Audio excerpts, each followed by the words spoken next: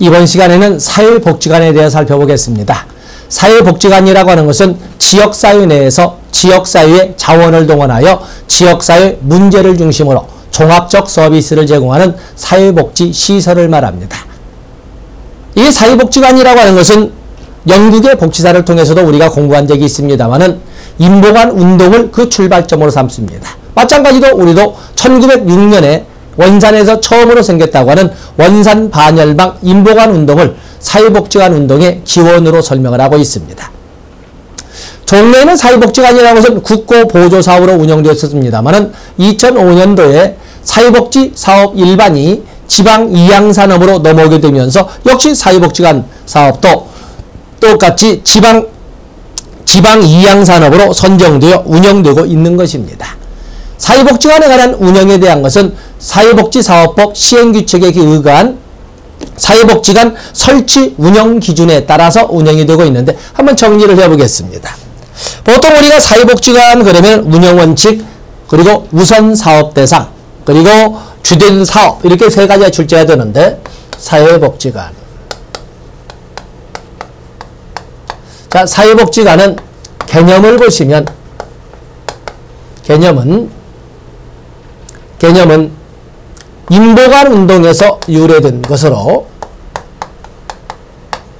인보관 운동에서 유래된 것으로 인보관 운동 특히 우리도 1906년 원산 인보관을 염두에 두시면 됩니다. 유래된 걸로서 지역사회 내에서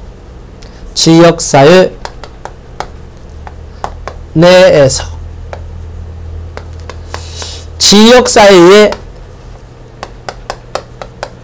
자원을 동원하여 지역사회의 문제를 중심으로 종합적 서비스를 제공하는 사회복지시설을 사회복지관이라고 합니다. 그럼 지역사회 내에서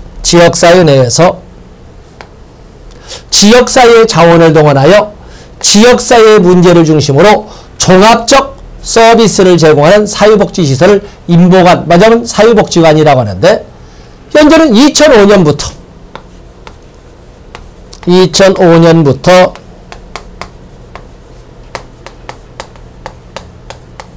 지방이양사업으로 운영되고 있다는 것도 같이 이 개념에다가 같이 위아래로 첨가시켜 놓으시면 되겠습니다. 사회복지관의 운영 이념으로서는 운영원칙이라고 할 수 있죠. 원칙.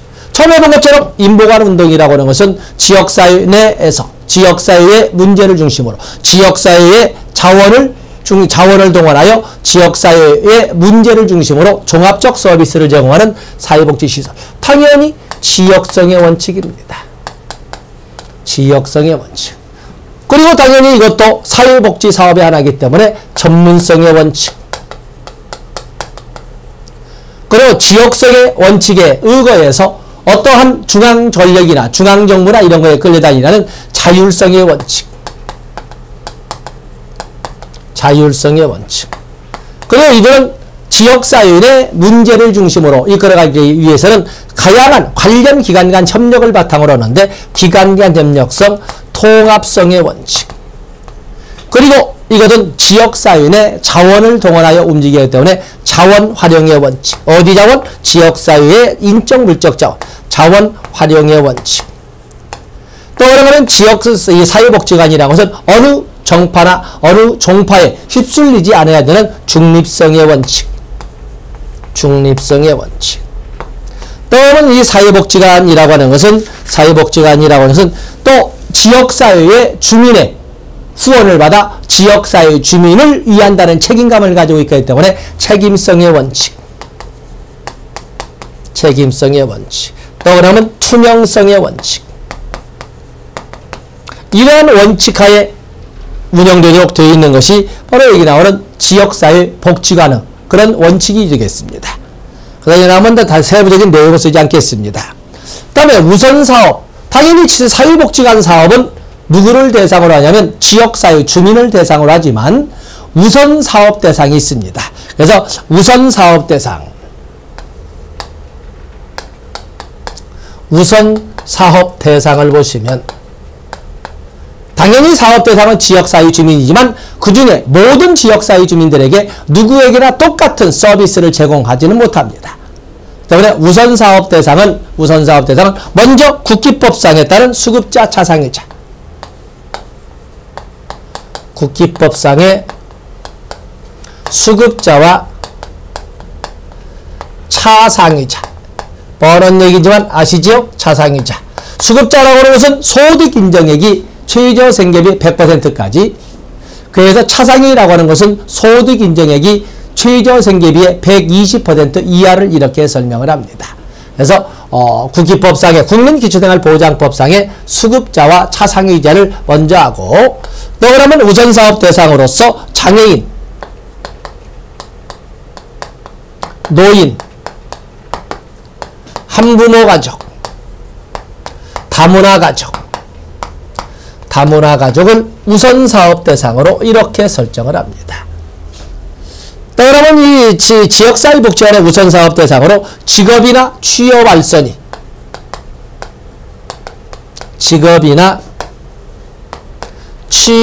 알선이 필요한 사람. 알선이 필요한 주민이죠. 필요한 사람. 또 그러면 지역 주민으로서 보호나 교육이 필요한 유아, 아동. 지역 주민 중에 보호나 교육이 필요한 유아, 아동, 청소년에게 우선적으로 사업을 적용하게 됩니다. 기타. 그럴 지역사회는 지역주민 전체를 대상으로 하되 그 중에서도 먼저 이들에게 우선 적용을 한다는 것이 우선사업 대상. 그래서 수급자와 차상위자, 장애인, 노인, 한부모 가족, 다문화 가족. 또 교육이나 보호나 교육이 필요한 유아, 아동, 청소년. 또는 직업이나 취업 알선이 필요한 주민. 이런 데를 우선으로 합니다. 다음에 사회복지관, 지역사회복지관의 사업을 보시면 사업은 크게 3개의 영역으로서 기능별 사업으로 이렇게 나누고 있습니다. 3개의 기능별 사업으로 3개의 기능. 그래서 기능 보면은 첫 번째 사례 관리 기능, 서비스 제공 기능, 주민 조직화 기능. 그래서 사례 관리 기능. 떠오르면 서비스 제공 기능.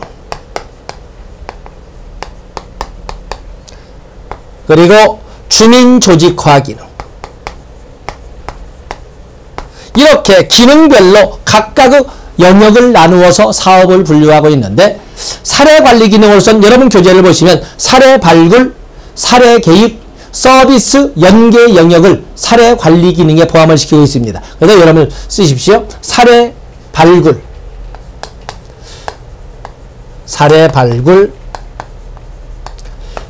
사례 개입, 그리고 서비스 연계 영역은 사례 관리 기능의 사업이라고 합니다. 각각의 영역마다 구체적인 사업이 또 나눠져 있습니다만 거기까지 공부하시기에는 좁아 벅차고, 그래서 사례 관리 기능, 사례 발굴, 또 사례 개입, 서비스 연계 영역이 있습니다.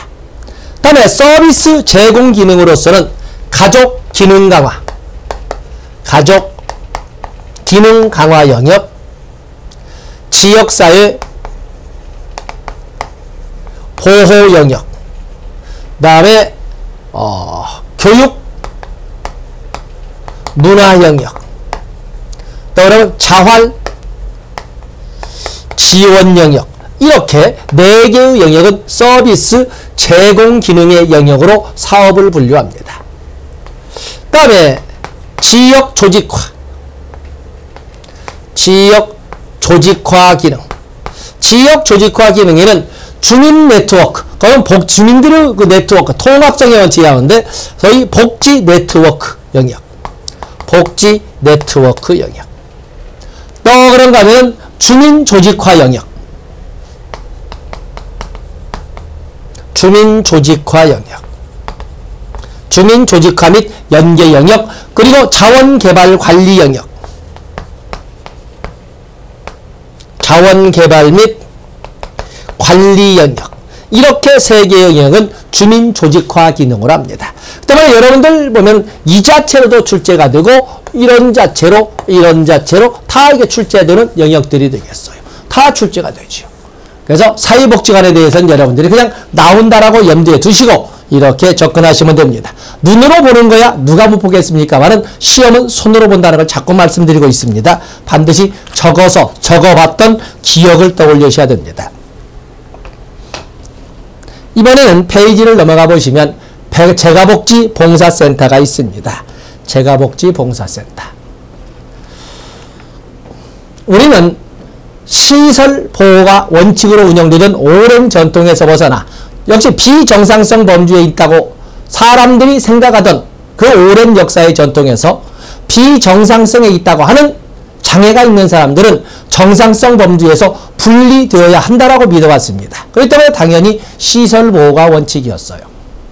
그런데 이것이 우리나라 같은 경우는 1980년대, 특히 1987년이 이렇게 됩니다만 1980년대부터는 서서히 그것이 지역사회보호로 더 나아가서 정상화의 이념에 따라서 가능한 한 재가보호로 이렇게 넘어가는 이런 흐름이 있었는데 바로 이런 재가복지, 집 안에서 보호를 받을 수밖에 없는 사람을 위한 지역사회의 복지지원 시스템을 재가복지봉사센터라고 합니다.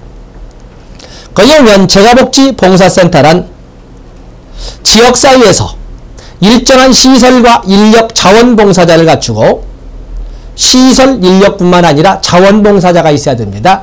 그래서 이 지역사회에서 일정한 시설과 전문 인력과 자원봉사자를 갖추고 필요한 재가복지 서비스를 제공하는 사회복지시설을 말합니다. 그다음 여기 보시면 재가복지봉사센터의 기능과 역할 나와 있지요. 재가복지봉사센터는 뭔가 재가복지 서비스가 필요한 대상자 및 가정의 욕구조사 및 문제 진단 등을 통해서 어떤 서비스가 어느 정도 제공되어야 하는지를 파악을 합니다. 조사, 진단 기능, 그리고 필요한 서비스 제공 기능, 그리고 지역사회의 자원 동원 및 활용 기능, 그리고 나서 또 평가 및 피드백의 기능, 또 교육의 기능, 또 지역사회 연대의식 고취 기능, 판서지 않습니다만 여러분들이 그렇게 정리하시면 됩니다. 그래서 조사 진단 기능 및 그걸 바탕으로 한 서비스 제공 기능도 있고 또 지역사회의 자원을 동원하고 활용하는 기능도 있고 사업의 평가 및 피드백 기능도 있고 교육 기능도 있고 또 그 지역사회 연대의식 고취 기능도 있다 해서 적어보시고 다음에 지역복지 재가복지봉사센터의 그 기본원칙이 나와 있습니다. 기본원칙. 역시 기본원칙 가만히 보시면 원칙도 나와 있고 또 그러면 또 기능과 역할도 나와 있고 또 우선사업 대상도 있고 또 서비스 내용도 나와 있네요. 네 가지 여러분들이 적어 놓으시면 되겠어요. 한번 적어 보시죠.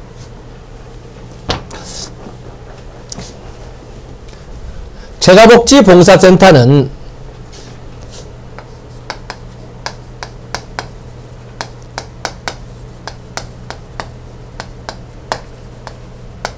재가복지봉사센터는 지역사회 내에서 재가복지 서비스를 필요한 대상자나 가족을 위해서 그러한 재가복지 서비스를 제공하는 시설을 말하는데 여기 보면 기능 및 역할 보면 조사 및 진단 재가복지 서비스를 필요로 하는 대상자나 가족의 어떠한 서비스가 얼만큼 언제 필요한지를 조사하는 조사 및 진단 기능 그리고 그걸 바탕으로 한 서비스 제공 기능 그리고 자원 동원 및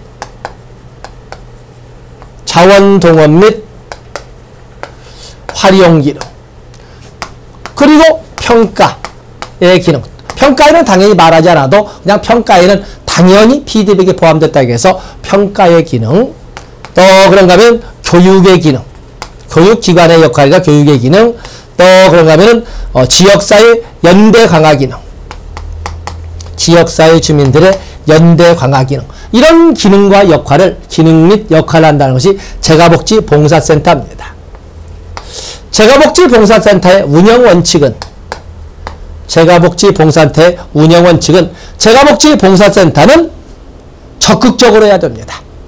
이 재가복지 서비스를 요구하는 대상자나 가정은 적극적으로, 능동적으로 서비스 제공을 요구할 만한 위치에 있지 못합니다. 그러다 보니까 요청을 기다리지 않고 찾아가는 적극성의 원칙, 적극성의 원칙. 그럼 리치아웃, 리치아웃이란 말 아마 배워요. 아웃리치, 찾아가는, 앉아서 기다리는 것이 아니라 찾아가는 서비스 제공이 원칙이어야 된다.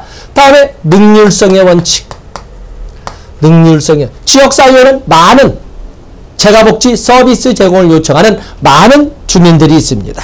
그리고 실질적으로 이러한 서비스를 요구하는, 요청하는 많은 주민들도 있지만 그를 다 지원할 만큼 충분한 재원은 없습니다. 그러다 보니까 능률성, 효율성의 원칙. 또 그러기 위해서는 혼자만의 힘이나 단일 기구의 힘만은 안 되고 관련 기관 간 긴밀한 협력성을 통해서, 연계성이죠. 연계성의 원칙. 기관 간 협력성을 통해서 이루어져야 된다. 또 그런가 하면 자립성의 원칙. 이 재가복지봉사센터는 이 도움을 필요하는 대상자에게 도움을 제공하지만 그들을 먹여 살리는 것을 목적으로 하지 않습니다. 그들이 빠른 시간 내에 자립, 자활할 수 있도록 돕는 데 목적이 있는 것이죠. 그렇기 때문에 자립을 조성하는 데 있는 것이지 그들의 생존을 지원하는 데 있지는 않습니다. 다음에 재가복지라고 하는 것은 그 대상이 지역사회에 무수히 많을 겁니다. 리치아웃은 지우겠습니다. 우선사업 대상, 우선사업 대상을 보시면 재가복지봉사센터의 우선사업 대상은 국기법상 수급권자입니다.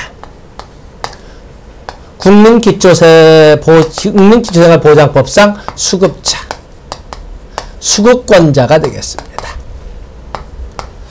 또 그런가 하면 이 재가복지봉사센터는 저소득층 가정, 저소득층 가정.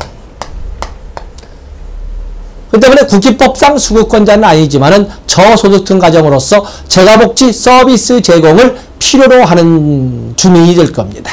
다음에 여기 미신고시설 생활자, 미신고시설 생활, 미신고시설 생활자. 신고시설에서는, 그래서 이거 중요하죠. 신고시설에서는 당연히 시설 내 보호에 의해서 자연스럽게 재가복지가 아니더라도 재가복지 서비스가 제공이 됩니다. 그러나 인가받지 않은 미시설 신고자, 미신고시설의 생활자들은 그런 혜택을 받을 수가 없거든요. 여기를 리치아웃해서 찾아내야 됩니다. 또 필요한 기타 주민, 기타 도움을 필요하는 기타. 자, 이렇게 보는데 다른 건 좋죠. 국기법상 수급권자나 저소득층 가정이나 또 지역 주민으로 필요로 하는 재가복지 서비스를 필요하는 주민들을 대상으로 하지만 바로 여기 미신고시설, 미신고시설 생활자 별도로 여러분들이 봐주시면 되겠습니다. 거기 나머지 재가복지 서비스의 내용을 보시면 가사 서비스, 간병 서비스, 정서적 서비스도 있습니다. 같이 있어서 사람 냄새 나게만 하는 것만 해도 큰 서비스가 되겠는데 거기 정서적 서비스 중요 표시하시고 결연 서비스, 의료 서비스, 자립지원 서비스, 주민교육 서비스 등이 있습니다. 정서적 서비스도 있다는 거, 말벗, 특히 말벗이지요. 상담, 학습지도, 책 읽어주기, 여가지도 취미활동, 행정업무, 특히 말벗, 책 읽어주기, 행정업무 이런 것은 보이지 않게 인간 냄새 나게 하는 따뜻한 서비스가 될 수 있고 바로 이런 영역에 뭐가 필요하다? 그 때문에 재가복지봉사센터 다시 한번 왼쪽 페이지 상단부로 가면 재가복지봉사센터에는 거기 뭐라고 되어 있어요? 일정한 시설과 전문 인력만을 갖추는 것이 아니라 여기에는 자원봉사자가 들어가는 거죠. 자원봉사자. 그래서 사회복지관에 보면 지역사회 내에서 지역사회의 인적 물적 자원을 동원하고 할 적에 그 앞에 지역사회 내에서 인력과 시설을 갖추고 이렇게만 나오는데 여기는 인력과 시설 및 자원봉사자가 들어갑니다. 바로 이 자원봉사자가 특히 많은 역할을 담당하는 것이 정서적 서비스가 되겠습니다. 자, 거기 보시고. 자, 이번에는 8번 사회복지 공동모금회를 보도록 하겠습니다. 사회복지 공동모금회라고 하는 것은 여러 가지 그 배경 지식을 쭉 썼습니다만 출제가 되는 것은 사회복지 공동모금의 특성에서 206페이지 보면 사회복지 공동모금의 특성이 나와 있습니다. 자, 사회복지 공동모금의 특성을 보시면 사회복지 공동모금은 민간운동입니다. 그래서 주민들의 상부 상조 정신에 의해서 이끌어진 민간운동이자 지역사회를 중심으로 말하자면 중심 기반으로 움직이는 민간운동이자 사회복지 공동모금회는 모금 창구를 일원화시켰습니다. 또는 모금 창구를 일원함으로써 효율적 운영을 가능하도록 하는 것을 원칙으로 합니다. 그런데 효율적 운영을 위해서 언론기관에서 모금운동을 할 수도 있고 그 언론기관에서 모금운동을 할 적에는 언론기관 명의로 창구를 개설할 수도 있습니다. 통장을 개설할 수도 있죠. 그렇다고 해서 그것이 단지 효율적 운영을 위해서 동아일보, 조선일보, 중앙일보, 경영 뭐 이렇게 해서 이 언론사 또는 방송사를 모금 창구로 하지만 그건 이름만 든다 뿐이지 결국에 거기에서 모금된 것은 모두 일원화된 단일 창구인 사회복지 공동모금회로 집결되게 되어 있습니다. 그래서 오해 없으시기 바라겠고 어쨌든 원칙은 일어나지만 효율적 운영을 위하여 언론기관의 창구를 개설할 수도 있다는 걸 알아주시면 됩니다. 그래서 효율화를 도모하고 있고 또 모든 사회복지 공동모금에 관한 것은 모두 공개되어야 하고 그리고 이것은 전국적 협조를 도모할 수 있고 사회복지에 관한 국민들의 이해를 증진시킬 수 있는 이런 특징들을 가지고 있습니다. 그래서 거기 보시면 공동모금의 사회적 기능 나와 있죠. 사회복지 재원의 조달, 국민들의 상부 상조 정신의 고양, 사회복지 사업에 대한 이해 증진, 민주시민의 권리와 책무 수행, 자 이런 것을 작은 내용 아이들에도 여러분들이 읽어보시면 됩니다. 다음에 사회복지 공동모금회의 업무는 4가지로 법률에 나와 있습니다. 사회복지 공동모금회에 보면은 거기 보면 기획, 그렇죠? 홍보, 모금, 배분 이렇게 해서 4개의 주된 사업을 하되 거기를 담당하는 실행위원회가 분과 실행위원회가 있습니다. 기획분과 실행위원회, 홍보분과 실행위원회, 모금분과 실행위원회, 배분분과 실행위원회 이렇게 해서 주된 업무 4개가 있고 각각을 담당하는 분과 실행위원회가 있다는 것이 법률의 내용이 되겠습니다. 모금 방법은 그렇고 6번에 보시면 모금 방법은 뭐 이런 종류 이벤트 모금, 캠페인 모금, 기업 모금, 또 그런가 하면 뭐 IT 모금, 방송 모금 뭐 이런 것만 있겠습니까? 훨씬 더 많겠지만 다양한 모금을 합니다. 모금 방법을 사용을 합니다. 사회복지 공동모금의 기획, 홍보, 모금, 배분 특히 배분을 가지고 갈등이 있어서는 안 되지요. 배분 사업의 종류에는 그 4가지가 있습니다. 신청사업, 기획사업, 그리고 지정기탁사업, 그 다음에 긴급지원사업이 있습니다. 긴급지원사업. 지금 현재 우리가 가슴 아프게 뭐 특법법 제정을 가지고 갈등도 있고 그렇습니다만은 세월호 사건으로 인하여 나오는 그런 과정, 세월호 사건에 대한 그런 과정이 바로 긴급지원사업이 있습니다. 긴급지원사업. 신청사업이라고 하는 것은 자유주제 공모 형태로 복지사업을 신청받아 배분하는 사업은 신청사업이라고 하는데 거기에는 지역사회의 변화와 지역주민의 삶의 질 향상을 중심으로 이끌어가는 사업인 프로그램 사업과 어떠한 개보수와 같은 기능 보강 사업 2가지로 나눠봅니다. 프로그램 사업과 기능 보강 사업이 있습니다. 그러면 기획사업은 모금회가 주제를 정해서 이끌어가는 사업을 모금의 기획으로 이끌어가는 사업을 기획사업이 있습니다. 그런가 하면 기부자가 지역, 배분지역, 배분대상, 사용용도를 정했을 때, 지정했을 때, 지정했던 기부에 그 지정 취지에 따라서 한 것은 지정기탁사업이 있고, 거기에 긴급지원사업이 있습니다. 그래서 배분사업의 신청사업으로서 프로그램사업과 기능보강사업, 그리고 사회복지 공동모금회가 기획을 해서 이끌어가는 기획사업, 그리고 지정기탁사업, 긴급지원사업 4가지가 있다는 것을 봐주시면 됩니다. 다음에 법제론의 내용을 같이 넣습니다. 거기 보면 사회복지 공동모금의 기본원칙에서 법제론의 내용을 냈는데 기부하는 자의 의사에 반하여 모금하여서는 안 된다. 또 그런가 하면 3번에 보시면 배분은 객관적 기준에 따라 효율적으로 이루어지도록 하고 그 결과를 공개하여야 한다. 공개성의 원칙을 봤습니다. 다 알 수 있습니다. 다음에 사회복지 공동모금회는 사회복지 공동모금 사업을 관장하기 위해 두되 사회복지 법인으로 합니다. 그래서 사회복지 공동모금회의 성격은 사회복지 법인으로 하는데 정관을 작성하여 보건복지부 장관으로 인가를 받아 거기 중요 표시해야 되겠죠. 사회복지사업법에 의해서 사회복지 시설을 설치 운영하게 될 때는 국가나 지단이 아니고서는 시장, 군수구청장에 신고해야 됩니다. 그런데 여기는 보건복지부 장관의 인가사항으로 합니다. 그래서 사회복지 공동모금회는 지회를 설치를 하는데 지회는 시도 단위로 사회복지 공동모금 지회를 둔다. 그래서 사회복지 공동모금 지회는 시도 단위라는 것도 알아주시면 되겠습니다.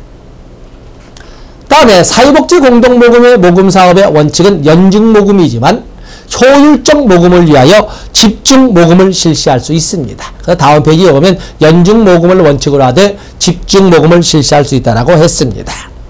그래서 사회복지 공동모금회는 법제론, 역시 지역사회복지론에서 법제론과 같이 합쳐서 문제를, 그 내용을 전개를 했습니다. 다음에 자원봉사센터가 있습니다. 자원봉사의 특징은 특히 공무원 쪽에 많이 출제가 되는데, 그러면 자원봉사의 특징, 자아 실현성부터 쭉 다 알 수가 있는데, 문제는 9번에 개척성입니다. 개혁성은 사회를 바꾼 자원봉사가 세상을 바꾸지는 않습니다. 그래서 개척성이지 개혁성이란 말이 리포메이션이 나와서는 안 됩니다. 개척성 및 지속성, 개혁성은 아니라는 걸 꼭 알아주시면 되겠고, 그 외에도 자원봉사는 학습성도 갖고 있지 않습니까? 이런 걸 적어주시면 됩니다. 중요한 것은 자원봉사 인증제도가 되겠는데, 자원봉사 인증제도 보면은 사회복지사업법에 의거해서 거기에 목적, 자원봉사 인증제도의 목적은 사회복지 분야 자원봉사 활동의 활성화를 위해 자원봉사 활동 실적을 인증관리하고 자원봉사 실적에 대하여 필요할 때 되돌려 받을 수 있도록 하며 자원봉사, 사회복지 봉사활동 인증관리를 통해 자원봉사 활동 실적을 전국적 차원에서 관리하도록 하는 것을 목적으로 한 것이 자원봉사 인증제도입니다. 주관기관은 한국사회복지협의회, 시도 사회복지협의회가 되겠습니다. 시군구는 아닙니다. 왜냐하면 앞에도 본 것처럼 사회복지협의회라고 하는 것은 중앙 한국사회복지협의회와 시도 사회복지협의회는 반드시 설치해야 되지만 시군구 사회복지협의회는 필요에 따라 둘 수 있는 재량행위입니다. 그렇기 때문에 이 자원봉사 인증제도를 주관하는 것은 사회복지협의회도 한국사회복지협의회와 시도사회복지협의회만 그렇습니다. 시군구는 아닙니다. 시군구는 아니다. 시행시기는 2001년부터 시행되었다고 합니다. 다음에 거기 보시면 자원봉사진흥위원회도 나와 있는데 자원봉사진흥위원회 국무총리 소속하에 둔다. 다음에 한국자원봉사협의회, 자원봉사단체는 전국 단위의 자원봉사활동을 진흥, 촉진시키기 위하여 한국자원봉사협의회를 둔다. 2번에 보시면 한국자원봉사협의회는 법인으로 하되 3번 정관을 작성하여 누구의 인가를 넣는다? 지금은 안전행정부, 하도 부서가 바뀌고 이름이 바뀌니까 안전행정부 장관의 인가를 얻도록 되어 있습니다. 거기다 중요 표시하시면 되겠습니다.